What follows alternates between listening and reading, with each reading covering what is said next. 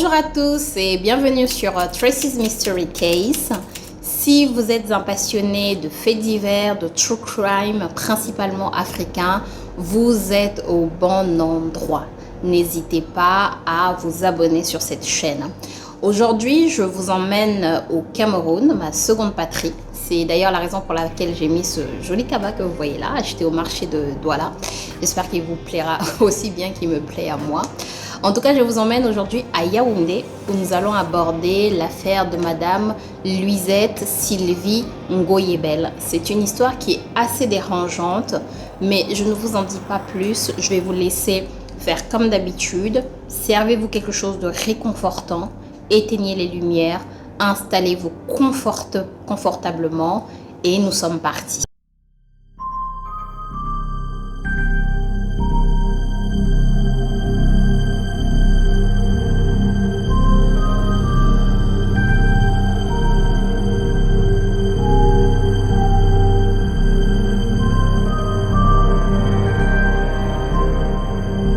Nous sommes le dimanche 7 avril 2024 aux environs de 8h30 dans le quartier Etoameki à Yaoundé. Ce jour-là, un homme est en train d'inspecter le travail de remblage qui a été effectué la veille par certains de ses collègues. Lorsqu'il fait ce travail d'inspection, il se retrouve approximativement autour du ruisseau du quartier d'Etoameki. Pendant qu'il fait son inspection, il constate la présence d'une valise dans le ruisseau. Ce qui l'intrigue, c'est que cette valise semble être bombée. Donc, il semble y avoir quelque chose d'assez gros à l'intérieur. Il est assez intrigué, il s'approche, il va regarder, il va tâter la valise. Il trouve que la valise est dure. Cela l'intrigue encore davantage. Il décide alors d'ouvrir cette valise. Lorsqu'il ouvre la valise, il tombe sur un drap qui recouvre le contenu de la valise. Il soulève légèrement le drap et il voit à l'intérieur ce qu'il pense être les cuisses d'un mannequin. Un mannequin, ce qu'on voit dans les magasins de vêtements et autres. À ce moment-là, il se dit à lui-même, mais quel est l'imbécile en gros qui prendrait la peine de venir mettre un mannequin dans une valise, le recouvrir comme ça et le balancer dans l'eau. Mais il continue toujours son travail d'inspection. Il soulève, il a déjà soulevé le drap. Il touche les cuisses de ce mannequin. Et c'est à ce moment-là qu'il est pris de panique parce qu'il se rend compte en fait que ce n'est pas un mannequin qu'il est en train de toucher, c'est un être humain. C'est un corps humain, c'est de la peau humaine. Et donc, il panique, il laisse la valise là où il l'a trouvée et il va chercher un de ses voisins pour qu'ils viennent à deux constater ce qu'il a retrouvé. Les deux hommes vont faire un petit travail d'inspection autour de cette valise et c'est comme ça qu'ils vont trouver une deuxième valise. Ils ouvrent donc les deux valises, ils regardent à l'intérieur. Dans la deuxième valise, les circonstances sont exactement les mêmes que dans la première valise. Il y a d'abord un drap qui recouvre le contenu de la valise et en dessous du drap, il y a effectivement un corps humain également. Les deux valises contiennent en fait la totalité d'un corps humain qui a été découpé en 3 parties. Très rapidement, les deux hommes préviennent les autorités interviennent immédiatement et ils constatent effectivement la présence d'un corps humain, une femme découpée en plusieurs parties, 3 exactement, dans ces deux valises. La victime n'est pas immédiatement identifiée, mais très rapidement, les autorités vont faire un recoupement avec une disparition qui avait été déclarée la veille, le 6 avril 2024. Parce que le 6 avril 2024, un homme, un époux et la famille d'une femme ont déclaré la disparition d'une femme. Et la femme qui a été déclarée disparue est Madame Luisette Sylvie Ngoyebel. Elle est identifiée par sa famille et effectivement on confirme que le corps qui a été retrouvé et la personne qui avait été déclarée disparue sont bel et bien la même personne. L'annonce du décès de Madame Luisette Sylvie Ngoyebel va faire beaucoup de bruit au Cameroun. Pourquoi? Parce que c'est une journaliste qui est plutôt connue. Qui est plutôt connue. En fait, au départ, les gens font un rapprochement entre son décès et celui d'une autre personne qui a été assassinée en janvier 2023, le 17 janvier 2023 exactement, et c'est Martinez Zogo. Martinez Zogo, journaliste et animateur radio, avait été retrouvé torturé et assassiné en janvier 2023 pour des raisons plus ou moins politiques, en tout cas c'est ce qui se dit aujourd'hui, et les audiences, la procédure concernant son décès est encore en cours. Mais on fait le rapprochement parce qu'on se dit c'est forcément un message qui est envoyé par des personnes qui ne veulent pas qu'on parle de leurs affaires, de leurs dossiers, et qui veulent en fait envoyer un message à la communauté journalistique pour leur demander en fait de taire les informations qui peuvent être en leur possession. Et donc, on fait tout de suite le rapprochement entre les deux affaires, Martinez Zogo et Luisette Sylvie Ngoyebel. C'est également sur cette piste-là que va au départ, mais vraiment très peu de temps, se diriger la gendarmerie. Au départ, ils pensent également que Madame Sylvie Ngoyebel a été assassinée pour des raisons politiques, journalistiques, etc. En tout cas, il y a une raison qui est liée à son métier derrière. Le 8 avril 2024, la gendarmerie fait une réquisition pour obtenir les images des vidéos de caméra surveillance qui se retrouvent en fait aux alentours du ruisseau de Toameki. Sauf que lorsqu'ils vont visionner ces images, la personne qui va apparaître à l'image, qui est porteur de ces deux valises, n'a pas du tout de lien politico-journalistique avec Madame Sylvie Ngoyebel. Et cette personne-là va être arrêtée et mise en garde à vue le 9 avril 2024. Cette personne n'est autre que Batek Yebel Landry. Batek Yebel Landry, le fils aîné de la victime. Vous avez bien compris, le fils aîné de la victime. Il est arrêté. Une reconstitution est organisée au domicile de Batek Yebel Landry. Et en fait, lorsqu'il est arrêté et mis en garde à vue, Batek Yebel Landry ne va pas trop se faire prier et il va très très rapidement passer aux aveux.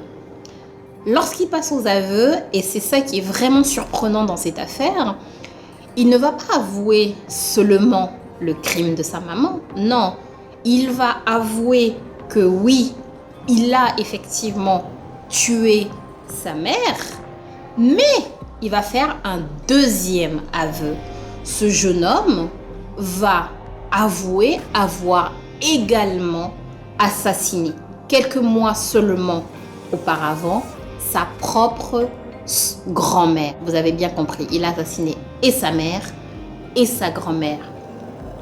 On fait donc une reconstitution au domicile de Batek Yebel Landry et c'est comme ça que le puzzle criminel va se mettre en place. Sylvie Ngoyebel et son fils Landry ont une relation qui est très compliquée. Cette relation tourne autour de l'argent, la drogue et les vols.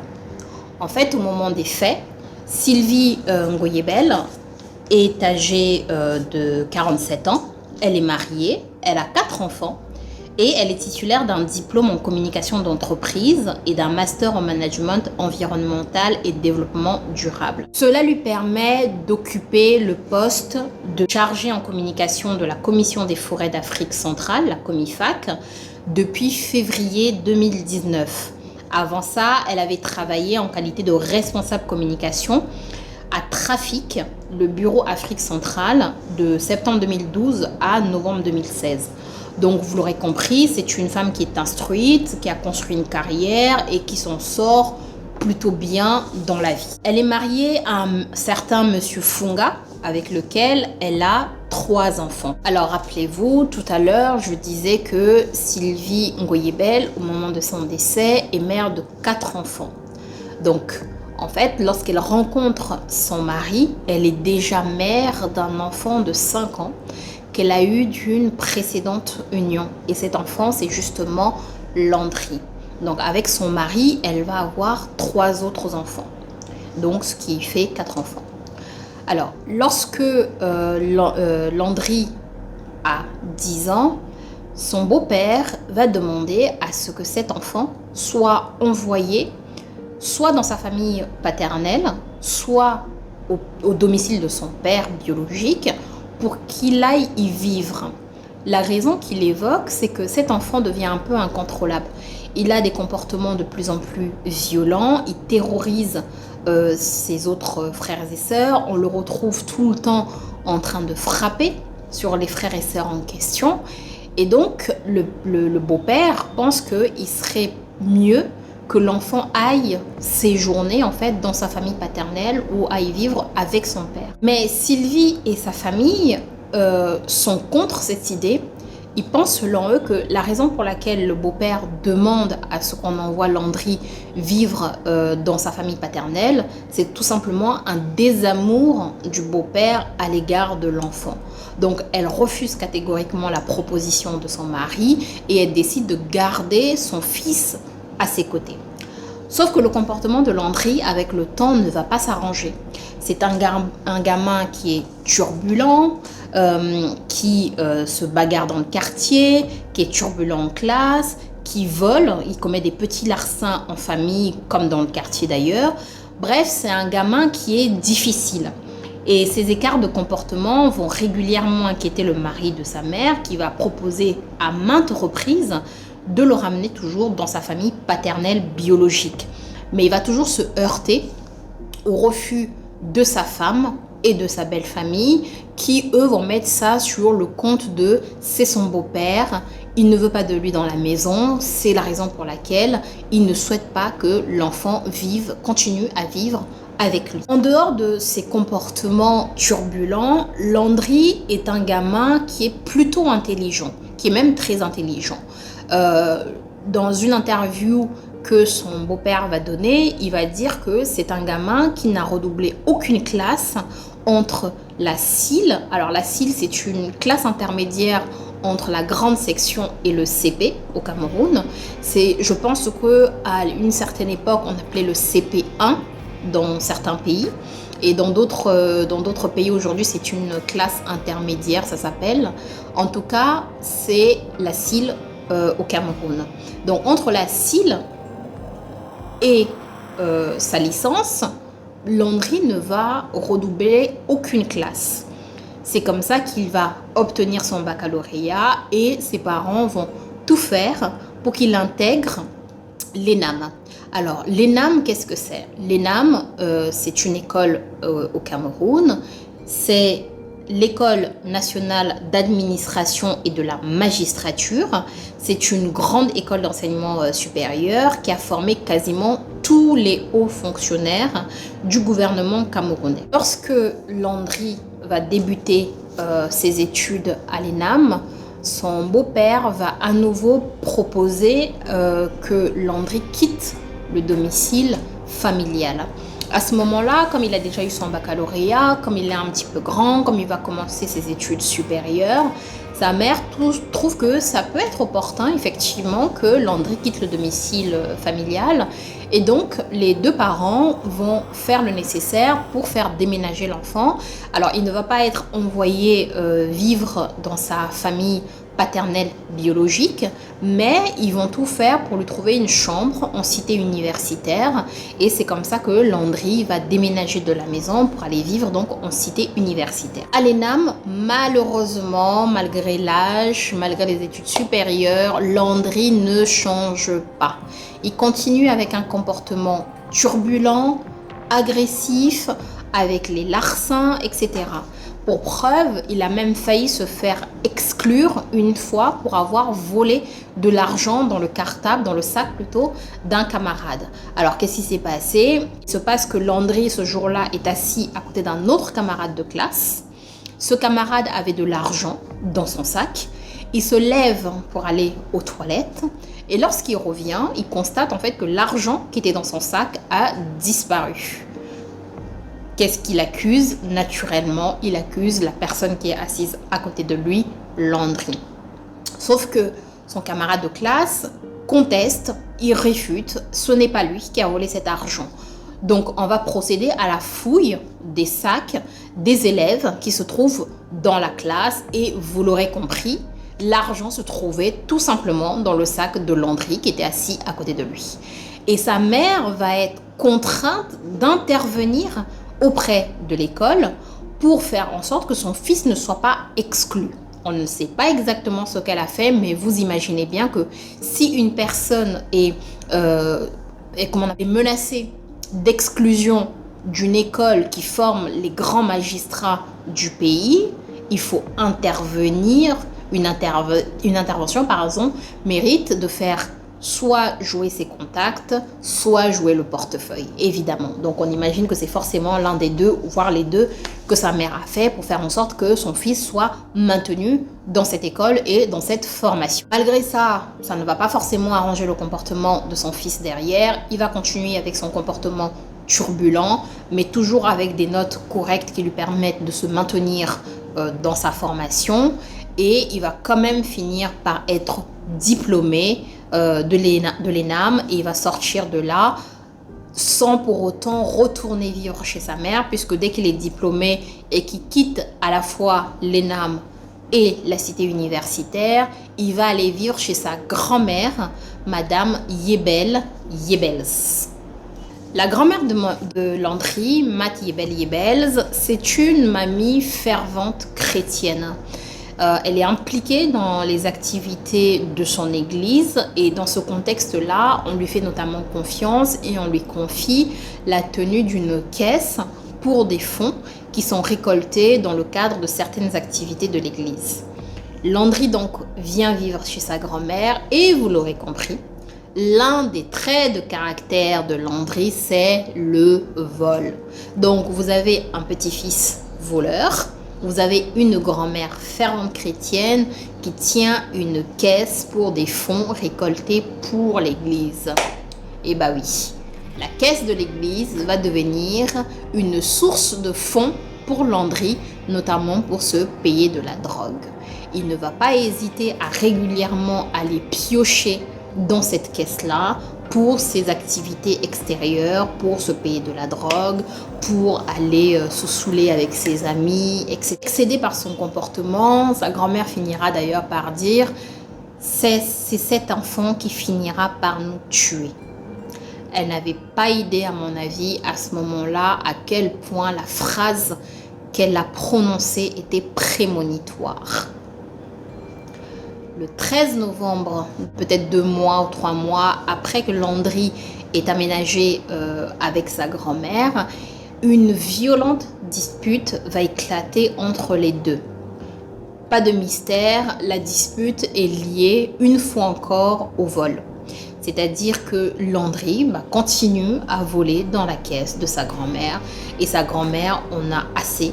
Elle le lui fait savoir, il se dispute violemment avec sa grand-mère et pour mettre fin à cette dispute, ce jeune homme ne va rien trouver d'autre que d'étouffer sa grand-mère. D'étouffer sa grand-mère, vous l'aurez bien compris. Pour mettre fin au fait qu'on lui reproche de voler de l'argent qui est confié à sa grand-mère, donc qui n'est même pas à sa grand-mère, il se dit « je vais l'étouffer, ça va mettre fin à la dispute ». Non seulement il étouffe sa grand-mère, ce qui est un acte vraiment abject, mais en plus de ça, il prend le corps de sa grand-mère décédée et il va aller déposer directement le corps à la morgue. Rendez-vous compte de la gravité des actes qui sont posés. Il assassine sa grand-mère, il prend le corps de sa grand-mère, il va le déposer à la morgue comme si de rien n'était. Rien. Sauf qu'à la morgue, les gens sont assez étonnés. Tu ramènes pas un corps comme ça, sorti de nulle part, sans aucune raison, et tu viens juste le déposer. On lui pose des questions, on veut procéder à une autopsie, on veut savoir ce qui s'est passé, qu'est-ce qu'il fait là, pourquoi il a un corps en fait entre les mains qui vient déposer comme ça. Et Landry va faire appel à sa mère. Donc la morgue va contacter Sylvie Ngoyebel, qui va venir à la morgue pour donner une explication au fait que son fils se soit présenté à la morgue de la ville avec le corps de sa grand-mère. Et Sylvie va étouffer l'affaire. C'est une mère et je pense qu'elle a compris ce qui s'était passé. Et donc elle fait très simple, elle va expliquer que sa mère était une fervente chrétienne qui est décédée dans la paix, en paix avec elle-même, dans son sommeil, peu importe, et qu'il n'était pas nécessaire de procéder à une autopsie ou quoi que ce soit. Elle étouffe tout simplement l'affaire. La morgue se retrouve avec 2 membres d'une famille qui disent que la personne est décédée de mort naturelle, qu'il n'est pas nécessaire de procéder à une autopsie. Alors, ils ne vont pas aller beaucoup plus loin dans leur enquête. À ce stade de l'affaire, je dois dire que je suis un peu énervée. Pourquoi? Parce que jusque-là, en tout cas si on a bien suivi l'affaire, on se rend compte que sa mère étouffait des affaires de petits vols, des affaires de drogue, des affaires de bagarres, etc. Bien qu'on ne cautionne pas forcément, on ne connaît pas de manière intrinsèque la relation entre le fils et la mère. On se dit aussi peut-être enfance difficile, peut-être adolescence difficile, peut-être le cœur d'une mère aussi qui veut faire en sorte que son fils ait une chance de s'en sortir dans la vie. Donc elle veut lui donner les outils, les éléments nécessaires pour arriver à quelque chose. Bref, ça peut être acceptable. On va dire ça comme ça. Ça peut être acceptable, on se comprend. Mais là, on parle de crime. On ne parle pas d'un petit délit. On parle d'un crime. On parle d'un enfant, d'un jeune adulte qui étouffe sa grand-mère et va déposer le corps à la morgue comme si de rien n'était.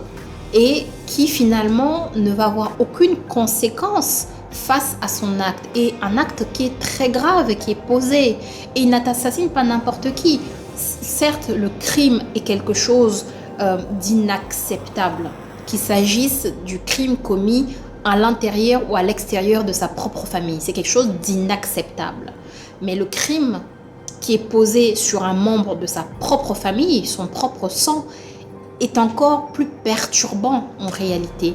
Et là, on a quand même un petit-fils qui assassine sa grand-mère et la mère, donc la mère dont on a assassiné la maman, étouffe l'affaire comme si de rien n'était, comme une lettre à la poste, comme si c'était vraiment un acte banal de la vie qui était posé par son enfant. Je trouve ça très perturbant, mais vraiment c'est très très perturbant pour moi et ça énerve en réalité parce que finalement on va voir les conséquences un petit peu plus tard dans cette affaire. Donc la grand-mère est assassinée le 13 novembre 2023. La famille va procéder donc à son deuil. On va faire la veillée, on va faire l'enterrement, on va faire son deuil et l'affaire s'arrête là. L'affaire qui n'en est pas une, puisque finalement, il n'y aura aucune conséquence aux actes qui ont été posés par Landry. C'est ainsi que on arrive à avril 2024, donc novembre, décembre, janvier, février, mars, avril, 5 mois plus tard. Nous sommes le 6 avril 2024. Ce jour-là, Madame Sylvie Ngoyebel décide de rendre visite à son fils Landry. Alors, ce n'est pas vraiment une visite de courtoisie parce qu'en réalité, son fils l'a appelé auparavant, quelques jours avant, pour lui demander de passer le voir parce qu'il a besoin de lui parler. Et donc, elle vient le 6 avril et elle se rend évidemment au domicile, à l'ancien domicile de sa mère, là où Landry continue de vivre. Lorsqu'elle arrive dans cette maison, il y a quelque chose qui attire tout de suite son regard, c'est que la plupart des meubles qui habillaient donc cette maison ont disparu. Pas compliqué de comprendre, Landry est en train de vendre les meubles de la maison de sa grand-mère. Et là, sa mère s'énerve. Elle est dépassée, elle est outrée. J'imagine qu'elle commence à être à bout en fait de toutes les bêtises de son fils. Et elle lui dit que trop, c'est trop. Il va falloir qu'il remette dans la maison tous les meubles qui ont disparu. Et tant que tous ces meubles n'ont pas été remis en place, elle ne répond plus en fait de sa vie ni de ses besoins. Il va falloir qu'il se débrouille seul, qu'il arrive à manger seul, qu'il arrive à vivre, bref, avec ses propres moyens. Elle ne le prendra plus du tout en charge s'il ne remet pas dans la maison tous les biens qui ont disparu. Landry, lui, est calme. Il dit à sa mère que non, les meubles n'ont pas disparu, ils se trouvent dans sa chambre. Et donc, il dit à sa mère qu'il va se rendre dans sa chambre pour aller récupérer ses meubles et les remettre à leur place. Donc, il va avec sa mère vers la chambre, mais au passage, quand sa mère ne regarde pas, il en profite pour fermer la porte de la maison. Donc, il se rend dans sa chambre avec sa mère. Et là, lorsqu'ils arrivent dans la chambre, il pousse la porte de la chambre, il pousse sa mère sur son lit, il attrape un oreiller et il le met sur le visage de sa mère et étouffe sa mère avec cet oreiller. Lorsqu'il se rend compte que la victime ne respire plus, il enlève le coussin, il pose le coussin, il prend le temps et la peine de sortir de la maison, il va acheter une scie sauteuse. Il revient dans la maison, il découpe le corps de sa mère. Rendez-vous compte, il prend le temps de découper le corps de sa mère en 3 parties. C'est-à-dire qu'on a un jeune homme qui vient d'assassiner sa propre mère, qui n'a pas l'air plus perturbé que ça. Il sort de la maison tranquillement, il va acheter une scie, c'est-à-dire que les idées fusent dans sa tête comme s'il ne s'était rien passé. Il va acheter une scie. Il revient, il découpe le corps de sa mère, tranquillement, comme si de rien n'était. Et lorsqu'il termine de découper le corps de sa mère, il prend le téléphone de sa mère. Qu'est-ce qu'il va faire, ce jeune homme? Il va procéder à des virements. Il rentre dans les différents comptes de sa mère, il va procéder à des virements. Il va se virer la somme de 900 000 francs CFA. Je vous mets en dessous là l'équivalent en euros. 900 000 francs CFA. Il vire ça sur son compte. Il prend ensuite cet argent et il va s'acheter une PlayStation, téléphone, 2 téléphones pour être plus précis. Et il va ensuite inviter des amis à lui à aller boire. Une PlayStation, 2 téléphones et inviter ses amis à aller boire.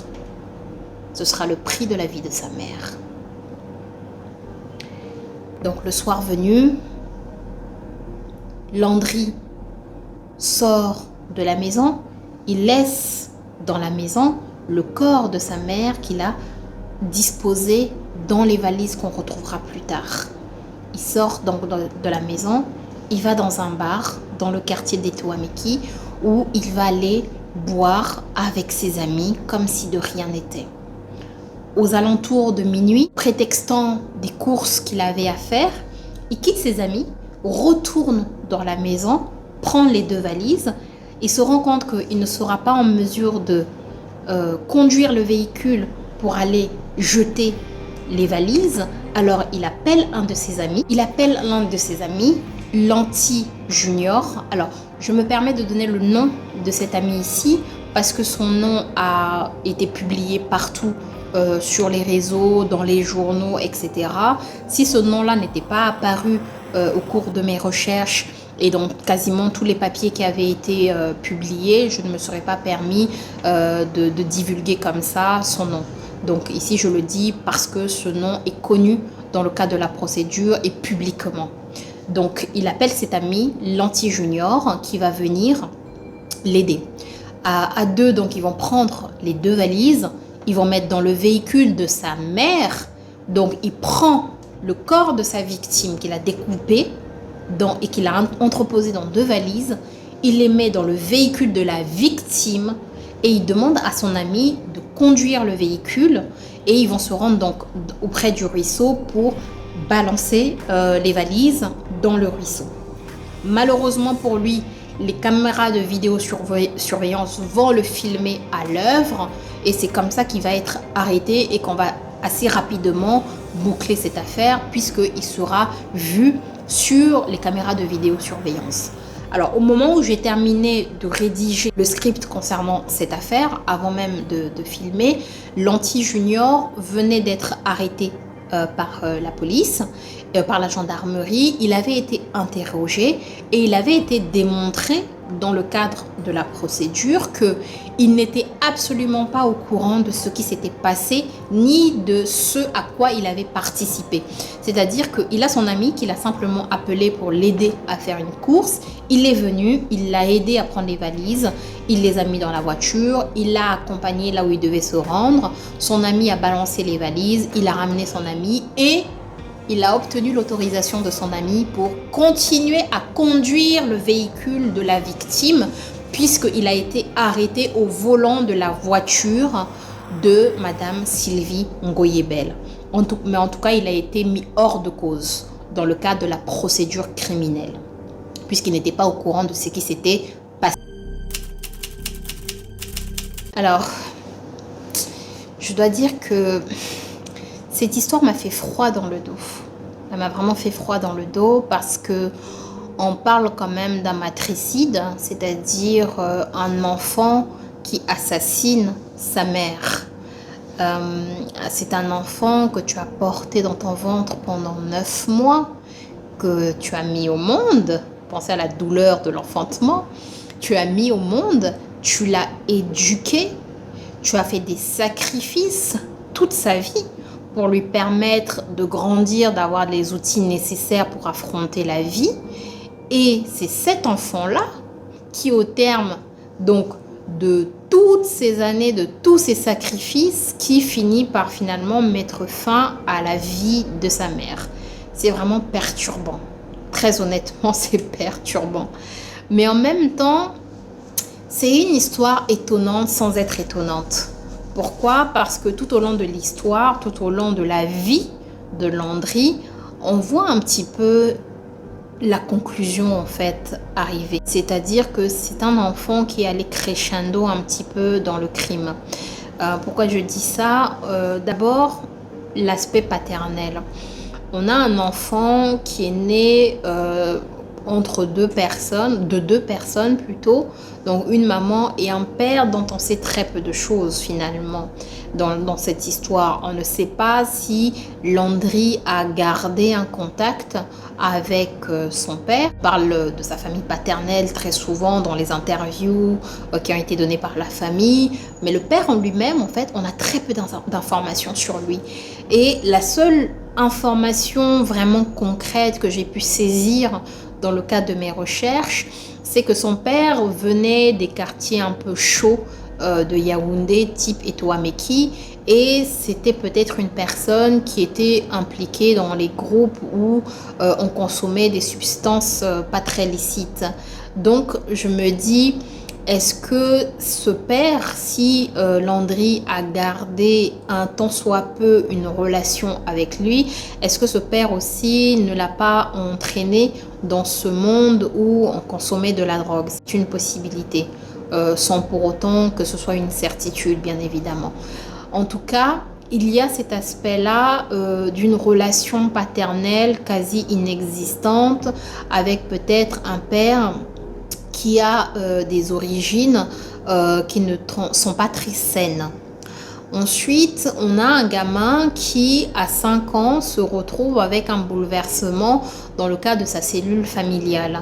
Parce que sa mère rencontre un homme, cet homme-là, elle va l'épouser, À 2, ils vont former une nouvelle famille. Donc, d'un point de vue émotionnel, à 5 ans, ça perturbe un enfant. On ne sait pas comment cela a été pris en charge. On connaît un petit peu quand même les familles africaines au sein desquelles il n'y a pas toujours forcément aussi de la conversation, de la discussion, de l'explication. Donc, les enfants prennent un peu les choses aussi telles qu'elles sont. Donc, à 5 ans, il y a ce bouleversement dans la cellule familiale. Et à 10 ans, on a un gamin qui commence en fait à avoir des comportements déviants, violence, vol, il terrorise les autres. Et puis au fur et à mesure qu'il va rentrer dans l'adolescence, il ne va pas seulement se contenter de la violence et des vols, il va également rentrer dans ce qui est consommation de substances. Donc, il est vraiment allé crescendo. Finalement, le fait d'être arrivé jusqu'à commettre un crime, commettre un assassinat, commettre un meurtre, c'est une suite finalement à ce qui a commencé à voir le jour en fait depuis qu'il a eu 10 ans. Au fur et à mesure, c'est monté jusqu'à ce qu'on arrive au paroxysme en fait de son comportement criminel. Tout au long de sa vie, j'ai l'impression que ce garçon a eu une dette à l'égard du crime. C'est-à-dire que malgré le fait qu'on le mette dans des circonstances, dans des conditions favorables, pour réussir, pour s'adapter, pour faire en sorte de s'éloigner peut-être de fréquentations peu douteuses, il va toujours retourner dans ce comportement criminel, Pour preuve, lorsqu'il entre à l'ENAM qui est quand même une école qui a une très bonne réputation au Cameroun, qui est une école qui forme des grands magistrats du pays, qui est une école dont sont sortis plusieurs hauts fonctionnaires de l'État. Malgré le fait qu'il rentre dans cette école et, à mon sens, qu'il soit au contact d'autres enfants qui viennent de milieux favorisés, certainement, il va quand même continuer dans ce comportement de larcin, de turbulence, de criminel, de petits criminels de quartier qui ne va jamais en fait partir. Et c'est vraiment perturbant. C'est comme il a une dette. Voilà, c'est ça. J'ai une dette envers le crime, donc je dois payer ma dette. Ce comportement-là, et je le mets aussi sur le compte un petit peu de la famille. La mère de Landry, donc Madame Sylvie Ngoyebel, paix à son âme, je ne veux pas dire de mal du tout d'une personne décédée. Ici, je veux simplement analyser en fait le comportement qu'elle a pu avoir au fur et à mesure de la vie de son fils. Je pense qu'elle ne lui a pas rendu service. Pourquoi ? Parce que sa manière de gérer finalement les actes posés par son fils n'a fait que envoyer le message à son fils selon lequel il n'y avait pas de conséquences à ses actes. Et le fait de toujours continuer, malgré la gravité des faits posés, des actes posés, à étouffer les affaires, a joué, à mon sens, à l'exacerbation du sentiment d'impunité de son fils. C'est-à-dire que à plusieurs reprises, elle intervient pour étouffer les conséquences des actes de Landry. Mais la pire des choses, c'est quand même le fait d'avoir étouffé le crime qui a été posé contre sa propre maman. Votre enfant vous montre qu'il est mauvais. Vous le sortez de toutes les affaires. Tant que c'est le vol, la drogue, les insultes, ce genre de petits délits de quartier, même si on ne cautionne pas, on peut se dire, ok, on comprend, c'est le cœur d'une maman qui parle, elle essaye de faire en sorte que son fils ait quand même un futur, donc elle ne veut pas le laisser tomber, etc. Et elle se dit peut-être que il est jeune, avec le temps et une certaine maturité, il va se stabiliser et les choses vont s'arranger. Mais là, on n'est pas du tout dans ce cadre-là, parce que là, on en arrive quand même à un point où il va en arriver à étouffer sa propre grand-mère pour lui voler de l'argent. Donc, il montre à sa mère son vrai visage. Et quand ton enfant te montre qu'il est un criminel, qui dépasse la dernière limite qu'un être humain peut se fixer, c'est-à-dire qu'il entre dans la profondeur de la noirceur de l'être humain, on ne peut pas juste se dire on étouffe l'affaire et on passe à autre chose. Non, parce que là, en faisant en sorte qu'il n'ait aucune conséquence à ses actes, ce qu'on lui montre, c'est que sa tendance à la criminalité, non seulement il n'y a aucune conséquence, mais en fait, il peut persister dans ce comportement-là et que il n'y aura jamais rien qui sera fait contre lui, en fait. Je pourrais avoir une analyse un peu intellectuelle de ce comportement en suggérant de graves troubles de la personnalité, peut-être un trouble de la personnalité antisociale qui serait caractérisé par une tendance persistante à enfreindre les lois, à mentir, à être impulsif, agressif, une incapacité à ressentir du remords ou de la compassion, etc. Mais aujourd'hui, j'ai pas du tout envie d'être intellectuelle.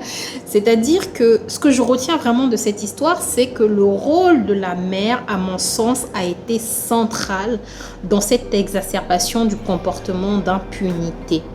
En étouffant les conséquences des actes de son fils à plusieurs reproches, elle a vraiment renforcé en lui le fait qu'il pouvait échapper à toutes les répercussions de tous les actes qu'il pouvait commettre. Et l'histoire de la mort de sa grand-mère a certainement consolidé en lui le fait qu'il était au-dessus des lois, au-dessus des conséquences, au-dessus de tout, et qu'il pouvait continuer à commettre des actes immoraux, des crimes, sans aucune conséquence derrière. Landry a quant à lui déclaré devant des caméras qu'il était possédé par un esprit qui le poussait à commettre des actes graves contre les personnes et notamment contre sa propre famille. Parce qu'il n'arrive pas à comprendre pourquoi lui-même il a fait ça contre sa mère et sa grand-mère. C'est un petit peu comme pour l'histoire de Bijou Mbongo que j'ai raconté dernièrement. Une personne qui va donc mettre sur le dos des esprits ce qui lui est arrivé et ce qui l'a poussé à agir de cette manière-là. Mais je trouve aussi que c'est très facile souvent en Afrique de mettre nos actes sur le compte d'un esprit supérieur qui agirait en nous pour nous pousser à commettre des actes qui ne sont pas acceptables. Donc, est-ce que Landry essaye donc de positionner sa défense en disant que finalement, c'est un esprit qui agit en lui, qui le pousse à commettre ces actes atroces, ou est-ce qu'il est vraiment entre guillemets dans sa conscience à lui et qui se dit ce n'est pas moi qui ai pu faire ça, c'est une autre personne, ou encore il est dans le déni tout simplement et c'est vraiment sa personnalité qui est ainsi et qui n'arrive pas à l'accepter.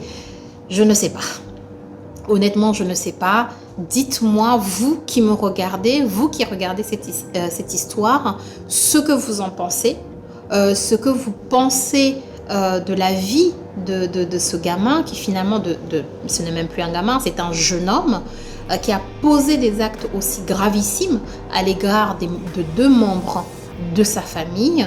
Dites-moi ce qu'on aurait pu éventuellement faire pour éviter d'en arriver à ce stade-là de la vie et à ce qu'il y ait des conséquences aussi graves. Et si vous avez évidemment une autre perception de cette affaire que moi, je suis toute oui. Je vous lirai tous les commentaires que vous pourrez mettre à la fin de cette vidéo. Voilà, c'était la fin de l'histoire aujourd'hui. J'espère que à défaut de vous plaire, parce qu'on parle quand même d'actes graves, à défaut de vous plaire, j'espère que elle vous a intéressé. N'hésitez pas à me dire en commentaire de quelle partie du globe vous me regardez, de quel pays vous me regardez, et si vous avez des suggestions d'affaires qui pourraient être intéressantes à aborder sur cette chaîne, n'hésitez surtout pas à m'en faire part, toujours dans les commentaires. Je prends le temps et la peine de lire chacun des commentaires qui sont publiés sous mes vidéos. Voilà, je vais vous laisser sur ces derniers mots. On se retrouve très prochainement pour une prochaine affaire criminelle.